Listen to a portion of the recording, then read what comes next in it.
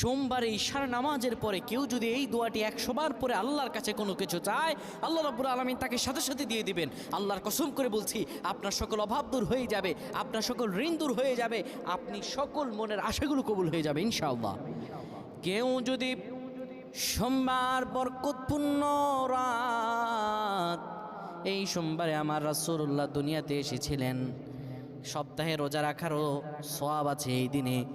কোনো ব্যক্তি যদি সোমবারে ঈশার নামাজ পড়ে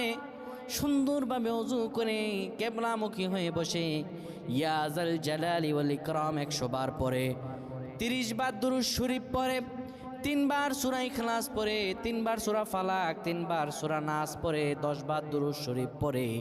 আল্লাহর কাছে কোনো দোয়া করে,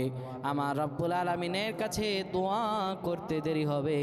কিন্তু আমার রব আল্লাহ রব্বুল আলামিন দোয়া কবুল করতে দেরি করবেন।